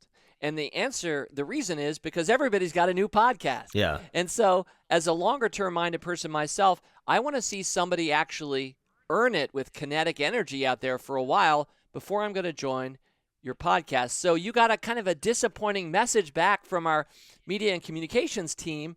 They're really nice people, but they said, you know what, Bill, we hear you're a fan. Thank you. Dave's not going to be on your podcast. You got to wait till November 2021. This is true. And that's exactly why this is happening right now. So the shout out, since you're a Bill Brewster fan, dear listener, you should know this is a guy playing the long game. A lot of people would be like, forget it. I'm never going to talk to them. But Bill's like, okay, fine. And so 1 year passes, and here we are. We got a lot more years to talk together. I'm looking forward to hanging out with you in Omaha someday. Or wherever you want me to go, man. I'll come to meet you. But I do think Omaha would be fun for you. Appreciate that, but I really do want to say that to me that's a character thing. That's somebody who is not going to say, oh, forget it, I don't like the Fools anymore. You're like, okay, I'll keep doing it. And what did you do? You've been churning and not burning, except in a good way, for weeks and months, and you're building up a great following with your podcast. I enjoy being on it, but I want to make sure people know that backstory, because Bill would probably be too humble to have let off with that in the opening to this week's podcast. Well, I think some of my fans are aware, but I'm glad that we're doing it now. But what I was gonna say is, it's funny so I'm not a hedge fund manager, right? I'm not trained in that field, and I learned from Buffett, who I think is like probably the alpha hedge fund manager of all time, right? And my perception, and it could be completely learning the incorrect lesson, that's very possible, but is like wait for a stock that's come down in price or value and then swing hard. Right. And I have morphed after listening to you, and I got, I'm very fortunate. I was given a portfolio of stocks from my grandma recently, and Love it. I opened up the portfolio. I mean, her cost basis in Microsoft is like $1.38. Her cost basis in Stryker is like under $1. I think it's 97 cents. Coca-Cola pays her as much in dividends as her cost basis. I mean, it's insane. And it kind of got me thinking, and as I've studied you more, it's like, okay, well, if I'm waiting for these businesses that the market tells me have major problems, and then I'm swinging really hard and saying, no, I know bigger than the market, and I'm willing to bet a lot of chips on that, is that really the smartest game to play for an individual, right? I mean, hedge fund people can do hedge fund things. But what I'm starting to really come around to is it makes more sense. Like, I have no idea if I don't own Peloton, but I'm intrigued by Peloton here. I have no idea whether or not we're going to come out and in 5 years, it's just going to be obvious that this was another, at-home fitness equipment company that went away. My bias is not. I'm a user. If you snapped the fingers and said Peloton's gone away, I would care in a big way. I think a lot of other people would care in a big way. Wouldn't it make some sense to own, I don't know, 50 basis points or 100 basis points or whatever of that position, own a part of the company, and then add over time as it grows? Now, that's just kind of how my head is thought. But I have come to the feeling in my bones that is a more anti-fragile strategy than the one that I have tried to practice. And I know that a lot of people may be upset to hear me say that, but it's the truth for myself. Well, you know what? I love the truth. And, obviously one of the things we've learned, especially in the last year or so, is some people's truths I didn't necessarily know. And so there's not necessarily one truth. And so each of us kind of has what we have to go on. I think one thing that you and I are united in is that we're basically making ourselves accountable. We're putting ourselves behind a microphone on a weekly basis and doing our best to learn, to have interesting people to welcome in as friends, to share those interesting people with our listeners as new friends for them, and to watch us grow over the course of time. Some of the things I've decided as a rule breaker investor, I didn't know when I started my podcast 7 years ago. I think I'll say the same thing 7 years from today about the 7 years in between today and 7 years from now. So I think that what we're doing is we are trying to figure out what the truth is and then share that out, and also know that even though it may have worked for me, my truth might not be your truth. And a quick example for me would be that not everybody has the same psychological crazy makeup that I do. I am a risk taker. I am comfortable with that. I'm comfortable with highly overbalanced positions. Many people aren't. And even if they were, in some cases, they should not be based on their living circumstance or their context. So one of the great goals of life, to know thyself, as was once scrawled, I think, on the oracle at Delphi back in the day, was know thyself. And it's something that everybody has to do. So I don't think you can copy my rule breaker approach and it works just the same for you as it does for me. I don't think you can copy Bill's approach. And even if you did, Bill might have changed his approach because his grandma changed his viewpoint. And I'm really glad you shared that story, Bill, because I had a very similar experience. And I wrote it up in one of my more read articles on the internet. I don't write articles on a regular basis, or haven't, specifically for free at Fool.com. I haven't done what Morgan's done was so fantastically for the Motley Fool for many years, and then for himself for years, and for Collaborative Fund for years after that. I haven't actually written a ton of stuff out there. I put myself out all the time as a podcaster, and to our members, they've seen my essays and stuff for years and years. But one of my articles that I did write is called The Greatest Secret of All. And anybody can Google that phrase. I might even be above the fold for Google results. I might. There's no SEO That's operating. pretty awesome. I think, in That's my favor. pretty good. I think I might have just owned it. But even if and people may hear this podcast 2 years from now, and it may not be the case, but if you try greatest secret of all, I might be above the fold, which is a pretty awesome phrase to be ranking on Google. But even if I'm not, if you type greatest secret of all, Gardner, or greatest secret of all, Motley Fool, you will find this article. But you can skip it, dear listener, because you're about to hear a very condensed version with spoilers. And I had the same experience Bill did. In my case, I was 25 years old. My grandfather, who had died when I was 6, that trust was managed brilliantly by my uncle Gene Gardner of Gardner, Russo, and Gardner. And it was my time, the day I turned 25, to fly to Lancaster, Pennsylvania with my dad. And we met my Uncle Gene, and he said, here you go. This is your grandfather's money. It's skipping a generation to you, tax advantage that way. I have managed this for you. This is now yours. And as I looked up and down the brokerage statement, which had, I'm going to say, maybe 20, 25 positions, I saw the exact same thing that you just described your grandmother gave you as a gift. And not just a gift of money, but a gift of perspective and learning, because I saw cost bases that were redonkulous. They were like, same thing, $2.67.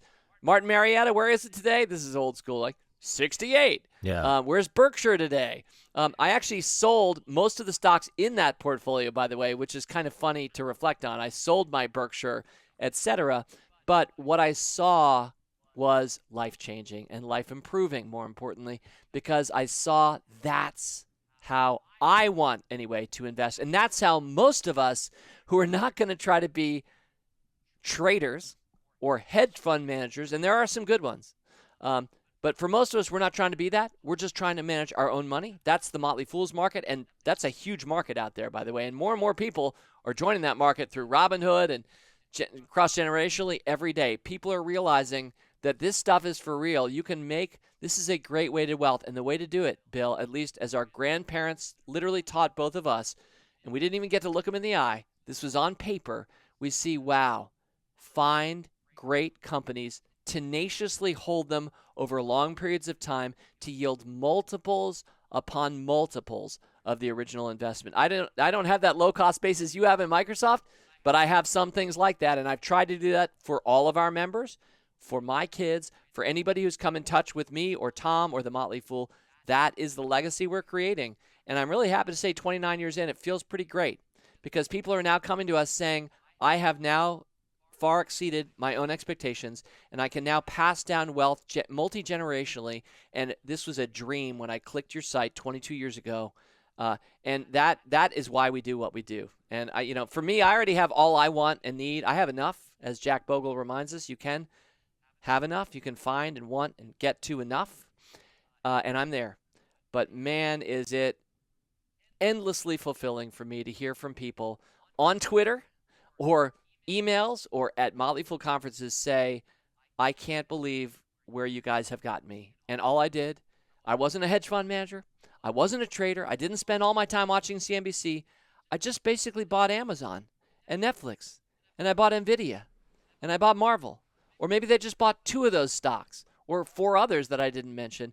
Because actually you only need 1 of those, truly, Bill, to have that kind of spectacular experience as an investor. And the only way you're going to get to it, sorry for the rant here, the only way you're going to get to it is if you actually hold that stock for as long as your grandma or my grandpa did, and as long as we can, as exemplars ourselves, hold those stocks. That's the only way you're going to get to the monster mega winner that will be a life changer, not just for you, but for your descendants. Yeah. I mean, I couldn't agree more. And, it's interesting. I mean, I look at the deferred tax liability now in a little bit different way, but that's a good problem to have. And I just think about, what if she was trying to trade a quarter, right? What if she had heard that Microsoft is going to miss and sold and then forgot to get back in? Chasing teenies. Do you know what that is? No, I don't know chasing teenies. Well, when we first started the Motley Fool, literally, stocks were still trading in fractions. Like we were buying, Amazon at 27 and a quarter.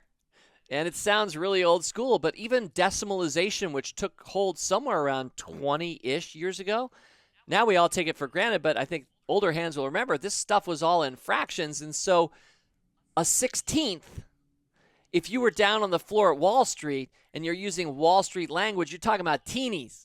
Huh. Like 1/16th is a teeny, so that's why I say chasing Teenies. I like it. If you were trying, if you had a target price that was 1/16th higher, and if it would just hit that, you'd sell. I mean, there were all kinds of ways that we've told ourselves stories in our heads to trade ourselves out of stocks. And then I guess once you've done that, right, you do need to buy something else. Yeah, that's right. And you got to pay taxes. Even if you find and you got to pay taxes, as you're saying. And so it's so inefficient in terms of how to grow capital to trade.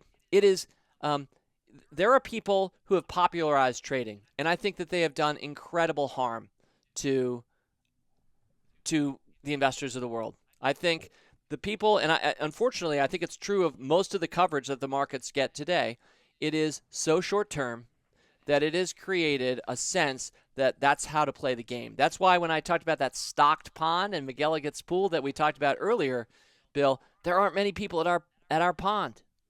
It's amazing, and it's really sad when you think about the forces that have persuaded so many people to think that the stock market is a great big gambling machine, and you do need to jump in and jump out. And I'm not going to sit here in judgment of anybody. And as a younger person, I thought that was more how to invest. I was doing the 18-month thing. That's still a lot more than 18 days, but it's kind of comical for me to think back on now, because you want to get on board the train of capital appreciation and compounding at the earliest stop that you can find that train. And you want to stay on that train your entire life. And if you start to jump in, jump out, or decide the market's higher, it's going to crash in 2022, or this or that stock hit your target price, you still like the company, but it looks overvalued, you're going to do probably irreparable harm. You might still come out okay, but you're going to do irreparable harm to your own financial future. Your future self will be so despondent, probably, with your younger self if you take that approach. But I'm all about making I'm constantly being rewarded by my younger self. I'm looking back at photos of me 20 years ago. I'm saying, thank you. Thank you for picking that stock. Thank you for saying that thing that went totally against what Wall Street was saying or what seemed like the right thing to say. Thank you. And this is not an exercise in self-love, although some people do need to love themselves a little bit more. I'm not one of those people. But, I'm constantly trying to be the me who stores up treasures for future me, so future me looks back and goes, thank you, that was awesome that you did that thing or took that risk or bought that stock. And you know what? You lost a lot too. Yeah. And I feel like I'm coaching myself. I feel like I'm my grandfather talking to me right now, but you lost a lot too, and yet that wasn't what it was about, was it? Because the winners, the math of it, the winners can make infinite times their money. The losers can only ever lose you 100%. I've still pretty much never done that for any of our members with any of my bad stock picks. But man, the math is so obvious, and you wanna let those things multiply. Yeah. The idea of chasing teenies is great. And you know what I wish I could tell my younger self that I look at pictures of? I wish I could tell myself, don't be so afraid of losing teenies. Because I think what you want to chase is whales. And, I can kind of hear the younger me saying, oh, that's such a bull market comment. But, I look at the businesses that I missed because I was afraid of losing a little bit of money on multiple compression, or that I was afraid that they cost too much. And I never bought it because I looked at current profitability or I looked at the current multiple. And I don't need any more. It's probably a good thing that I don't have a lot more at this point in my life. There's a reason the world works how it does. But I am going to morph from being afraid of losing teenies to chasing whales. And that's my commitment to myself, because I think it's important. Yeah, and I'm glad that we talked about being a podcast host. You're kind of putting yourself out there. So you said it, not I. And, and I do that all the time, though, myself. And what you're basically encouraging is your community of listeners to hold you accountable to that. I mean, I'm never that hardcore myself. I'm not trying to make it sound as if everybody needs to email Bill once a month to see if he's still living up to that. Thank you. I appreciate this. You're putting it out there, though, and I appreciate that about you. And I think it's worth it. I think whales are so much so much more important than teenies. Yeah. And I love that we're almost inventing our own language for this particular podcast. But, it's a great way of thinking about it. And, whales have lots of different contextual meanings. Some people in the world of video games, do you know how whales, what that means for video games? I don't. I should. Okay. So, sure. Well, you're about to, and a lot of your listeners will. But, in the mobile games market, there are games that make a huge amount of money. Okay, yeah. And some of them lead to companies that are worth billions of dollars today. But the dirty little secret of a fair number of mobile games is that the ones that have monetization built in, it's a tiny fraction of people that are buying like everything in the game. Yeah. Any advantage, any way to save time, any way to bling out your character a little bit more. And those people are called whales within the video game context. They're the ones that you definitely want to land for your app because they're going to spend, in an addicted, probably sad way, so much money on your game that they're going to make you a huge success. And then there's, by the way, blue whales and killer whales and actual whales. But, in our context, we're talking about whales as, to me, I often use the word monster. And by the way, Monster Beverage has been a monster stock for us in Motley Fool Rule Breakers. We can't talk about all the winners out there, but I love sometimes just language re-triggers me to remember this great company or this great stock that we've had, and Monster is one of them. But I often just use the word monster, which has a highly positive connotation for me.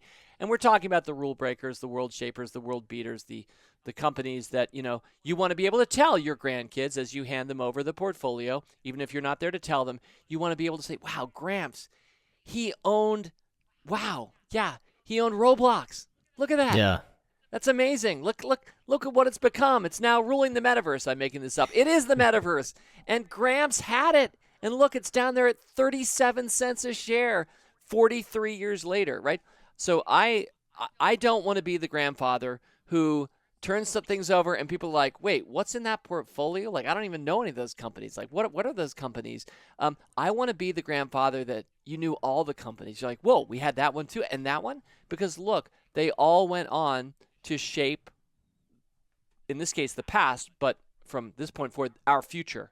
So I'm always, like the license plate of my car in Washington, D.C., I paid up for the vanity plate. Nobody else wanted this one. Future. I have future. The Washington, D.C., if you ever see a Tesla, probably speeding, probably getting nailed by speed cameras, although Waze has been my friend. If you ever want to see me around the Washington, D.C. area, that's my license plate, and that's where I try to keep my head. I try to live backwards from the future and be picking stocks today that will make a lot of sense once we get there. And by the way, there was no better experience than me as another person who's owned Tesla for a long time with a very low-cost basis. When I was driving my Tesla in 2013, my first one, I was like, you know what? I'm actually driving in the future. I'm surrounded by everybody who's in the present, but I'm actually feeling what it's going to be like. Indeed, the whole world has ended up, I think, going electric. I think that's what we're in the process of doing right now. But, William Gibson, the sci-fi writer, I've used this one a lot on my podcast. The future's already here. It's just not evenly distributed. Yeah. And that is true right now because I don't know everything that's happening, but there are things happening in labs right now or new practices, new corporate practices, cultural maybe, not just high tech, that are being tried and that are real that would blow our minds if we could see it. I did see last week, maybe you saw the drag race of the two flying cars. Did you see that? I did not video? see that. Well, I have to look it up. I'm a sucker for these kinds of things, but yeah, these are real. They're flying cars, and they were drag racing in the desert going about 100 miles an hour through the air. Wow. The future is already here. It's just not evenly distributed. And one of the things I love about the Motley Fool's growth is that increasingly we are focusing for higher net worth or higher engaged members' attention, of course, accredited investors, because that's the way things have to work. We're focusing them on the private markets. We have Motley Fool Ventures in our venture fund, and so that's getting us to see some of these things at earlier stages than I can pick the stocks.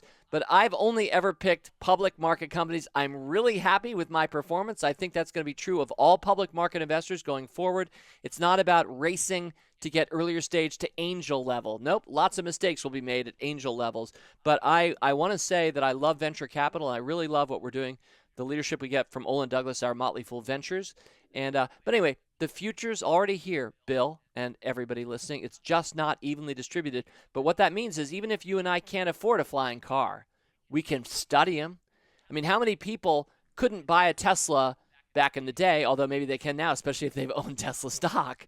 But they were fascinated by it, though. They were like, this seems so cool. And indeed, the first time I drove a Tesla, it sure was, for about 18 different reasons we don't need to cover here. They're incredible. So it's unlike anything else driving, for sure. And I'm constantly trying to immerse myself in consumer experiences like that. If I can afford it, I'll probably buy it. That also means I have a closet full of stuff that didn't work that I need to toss at some point, right? Talk about losers. Like, you have to be willing to be the closet guy, the embarrassing closet guy.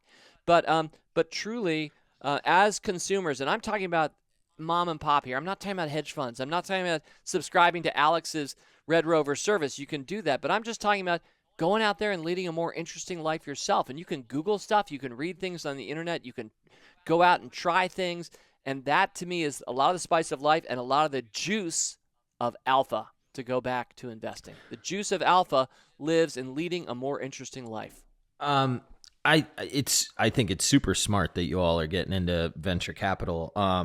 Do you worry at all with the way that the amount of money that is now in private equity and venture capital? Are they going to hold these companies much longer so that once the public actually gets to invest, the less juice is on the bone, or meat is on the bone, for lack of a better term? I've been frustrated by that for a long time. Like, maybe I first started writing about this 15 or 12 years ago. Oh, wow. Bill, the idea that the venture capital industry seems to be holding on to their winners longer, keeping them private, and basically milking returns. And, God love them, right? I mean, we can't necessarily begrudge it of them, but it does seem to me as if, the opportunity I had in 1997 to get Amazon as a public market investor sub $1 billion seems like that's not happening as much these days anymore. And anybody who feels discouraged by what I just said, and I want you to know, and Shopify, and the Trade Desk, and Peloton, and how many really remarkable companies have come public in the last 5 years. The last 2 years, the number of IPOs is crazy, and I think you're saying or thinking back, Bill, yeah, but those are at kind of high market valuations. Like, where's my 100-bagger? And I think the answer is they're still out there. Yeah. It's just not evenly distributed, our awareness of them or where we're focusing. And I do think that a lot of the snap test companies, right, Real Consequence, I do think they've stayed private longer. And I do think we've lost some of the alpha we could have gotten as public market investors by not being able to get Uber at a much lower valuation. Even when it was really popular, like Uber could have come public 8 years ago, and it would be a multi-bagger that people loved, as opposed to kind of a somewhat underperforming big cap company. So that's kind of that's how the story plays out poorly in some cases, when you have just big bloated SoftBank Vision Fund like huge entities that show up and you're like, well, why would I buy this now? Because where's my 10-bagger? Yeah. And I think that's the operative question that we should be asking as public market investors. And so I don't necessarily cotton to every new listing. I mean, I think it's cool that you can finally buy stock in some of these big brands, but am I excited? Do I see my 5X in 7 years? Nope. In some cases I don't, in which case I don't recommend them or buy them. Anyway, I think I'm starting to go. No, that's where I was going with it. So I appreciate you going there. So what's next for you? What's the life of David Gardner after stock picking at Rule Breakers? Well, I mean, there are a few things that are certainly known. One of them is that I'm a fool for life. My biggest holding, and what has in some ways, Bill, always allowed me to take more risk, is the Motley Fool. Ticker symbol FOOL, although that doesn't exist because we're private. But our employees own our stock, and Tom and I own our stock. We have no outside capital in our company, which is a remarkable story that we don't talk about very often. But I really love where we are, and that's going to be true of my whole life. It's probably going to be true of my kids, and maybe even their kids, that they're going to be known or associated with the Motley Fool for a long time, right? Because we've been building something that we think will outlive us. And that was our viewpoint way back in the day. And even as we laid off 80% of our staff 5 years in, we probably laid off more than we needed to because we wanted to make sure we could keep being resilient, keep playing the next day at the game that we love. And we've done that.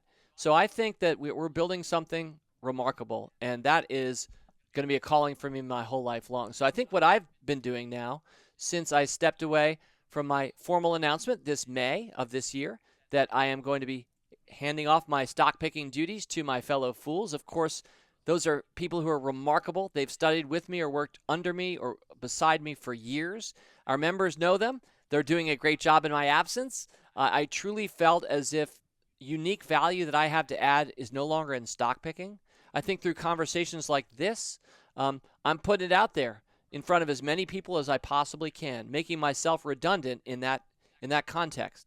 The Motley Fool is not redundant. The Motley Fool is every day getting more and more people who recognize the benefits of picking this stock, not that one, in a world where we were raised to think it was, well, just luck, right? It was a random walk down Wall Street. It wasn't worth picking one stock over another. Academia had us convinced, I think completely inappropriately, but, because you might as well just mail it in with the index fund because you're not going to be any better than anybody else. Nobody else says that about any other profession in the world except stock picking. Yeah. That to be better than average would be luck. They don't say that for surgeons. They don't say that for pro baseball players. There's no other profession I can think of where people believe that as the conventional wisdom. And yet that is what has happened or did happen to the stock market. And yet I think that that's been an incredible benefit for us. Basically fighting against that notion and then trying to prove it to the world at large and then spreading smarter, happier, richer, which is the purpose of the Motley Fool, making people smarter, happier, and richer, and helping them see that being a part owner of many of the companies that you and I have talked about in our hour plus together, this is the way to multi-generational wealth. There are other ways, but I'm a lazy bum, and I recognize I don't have to work very hard. This is not true. There's no way you're a lazy bum. I don't have to work. Well, none of us has to work very hard, Bill, when we have our hand poised over a mouse or tapping our phone to say bye, and then we don't do anything except maybe buy again from time to time for years and years. It doesn't take much effort at all. It's so ironic because we as humans are programmed to think the more effort, the better the reward. And yet it's the opposite for investing. There are some other contexts where it's also true. It's often true in medicine. By the way, my doctor friends let me know on my podcast mailbag. I was like, where else is it true that doing less is actually more rewarding? And they said, actually, do no harm. As emergency room or surgeons, you learn as a doctor, I'm not one, that in fact, not intervening is sometimes a much better move or plan, even though it goes against your instinct, than intervening. I like that. So, yeah, and there are other examples of it too. But so anyway, what's ahead for me? Probably more of the same in a lot of ways. I've shifted my stock picking energy, some of it, to I think I already mentioned to you, just being on your podcast, for example, or being out there speaking in public. That's something I'm doing far more of than I did a year or two ago. And I'll probably be doing more of that. I enjoy sharing the best ideas, the truth as I see it, with as many people who want to listen. Nobody has to listen. Nobody has to subscribe to Motley Fool Service, but turns out it's getting pretty contagious these days in a good way. And I think the world's better for it. In fact, one of the things I think about the Motley Fool is I think the 100-year view, Bill, is I think we are reallocating capital in a way that helps the world. Like, I truly think if you were to look at the outcomes that we're not even intending by running our business for profit, by teaching people to behave the way that we behave, and by showing them the benefits of that, we're causing junk companies not to get capital, imitators and idiots not to get capital. The innovators are getting the capital, and they're building better answers, including things like, we came up, well, we didn't, but Moderna came up with a vaccine at the most urgent time for profit for the world. Not just Moderna, there are some other players too, but the point is, we are allocating capital in ways that benefit all of us. The opposite would be chasing teenies on junk penny stocks sold by the wolves of Wall Street. And if that were the world where people are jumping in and out and they thought that's how to make money, and by the way, there are cultures around the world that kind of have that trader mentality. That's how they think about their markets. But I truly think that a big, beautiful gift that we never really talk about, that's unacknowledged, that the Motley Fool has given the world, is better allocation of capital toward the people, visions, products, and services that deserved it, that then scaled, and that truly have led to things like Zoom, which has been another amazing stock that Tom found. And then he found that one first, and then I found it too. And a lot of Motley Fool members have owned Zoom, and Zoom hasn't had a great 2021, but man, was 2019 and 2020 good. Yeah, that and was do pretty I wild. think that that's a great business for the long term. So let's get outside of like whether it was good last quarter or this year or not, and let's just think bigger picture. What an incredible answer for the world that had to shackle and lock down, and we kept business going thanks to Zoom, a company people didn't know about 3 years ago. We did. We are early investors in Zoom as public market investors, and we have benefited, and all of us have. And by channeling capital toward the Zooms and Modernas, et cetera, of the world, we've truly helped the world in ways that if we'd done the opposite, things would be kind of messed up. So I really love that legacy for the Motley Fool. And, the Motley Fool Foundation, which we haven't focused on at all, and we're out of time. But, the Motley Fool Foundation is our not-for-profit foundation. I'm the board chair, and our aim is to create financial freedom for all. I feel as if the Motley Fool has done an incredible job finding financial freedom for those who had capital, who did have maybe a grandma who gave them something, or had saved enough. One of the most heroic things I think we can do as humans is actually to save. It's very hard for many people to do, but for people who save, they could do it. But what about all the people who actually don't even have anything to save?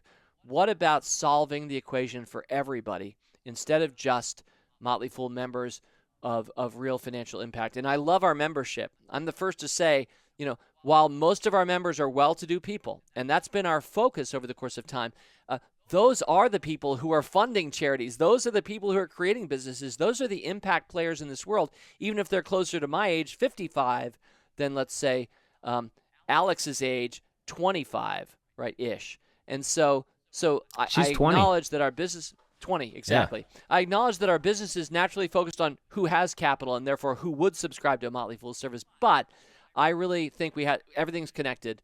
We have to solve the equation for everybody. So that's how I'm thinking about things for the Motley Fool Foundation. And maybe we can unleash some rule breaker insights that might help the world start to act differently outside of just the markets, which really is just one small part of this much bigger world that we live in.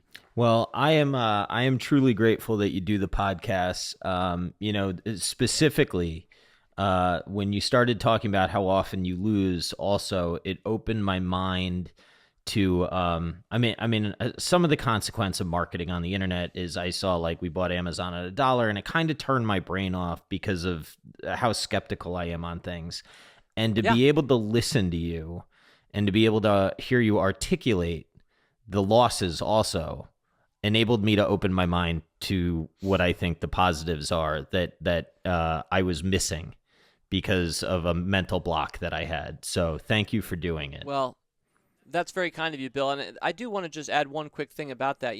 It's funny because one thing that I hate about our industry, and by this I mean the financial industry and specifically the financial accountability industry. And I'm going to contrast this very briefly with sports. In sports, we know exactly what has happened on the field. And I'm a baseball fan. We know on minor league fields in night games what left-handed hitters hit last year. It is ridiculous, the numerical accountability and transparency that sports has. Boy, do I wish that existed in the world of finance. Things like the Holbert Financial Digest, for some who may know that. Mark Holbert has made an effort over years to kind of track financial newsletters to show, how are they really doing? Yeah. One of the saddest things for me was learning that marketing on the internet, you actually can't really distinguish yourself by saying, we bought Amazon at $3.21. I really did. That really is what we've done, and we've held that position ever since. The problem is anybody else can say something like that, and there is no transparency. There is no league commissioner. There is no real media that's created a sense of who really did hit a hole-in-one yesterday and who's just marketing holes in one. And so we end up with this world that's more important than baseball, that's bigger than sports, that has crazy lacking amounts of trust or transparency, and it's unclear who should you follow and who is reputable and what is their actual track record. One thing I'm proud to say about our company, even though it was the saddest moment when my marketers came and told me, actually, we can't really market your cost bases on these companies because everybody else says the same thing. Nobody can. That doesn't distinguish us in any way, shape, or form. So we have to use a megaphone and get people's attention some other way that's going to be more effective on the internet. And I'm happy to say we've cracked that nut. It doesn't always look like the marketing that I'd want to see.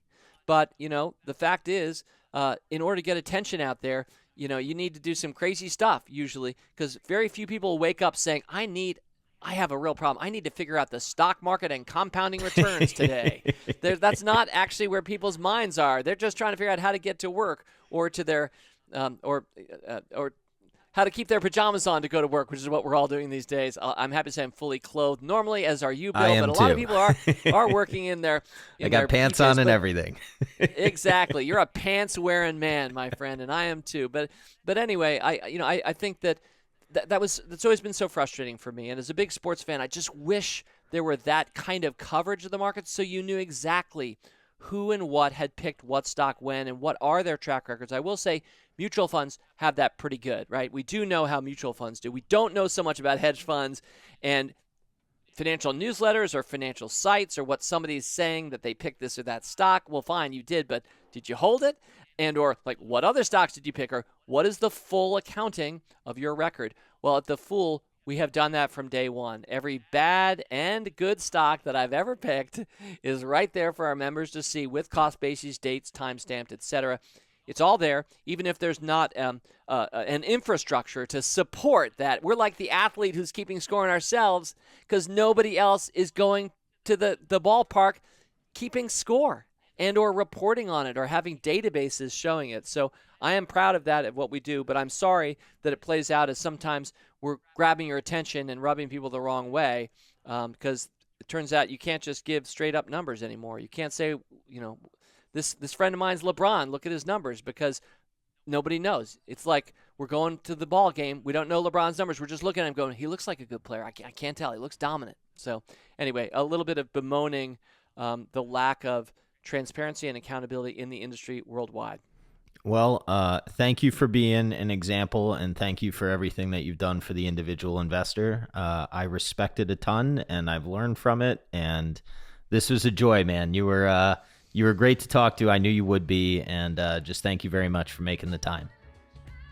Thank you, Bill. I really appreciate your work, and I had such a good time with you. Fool on. All right, you too. Fool on.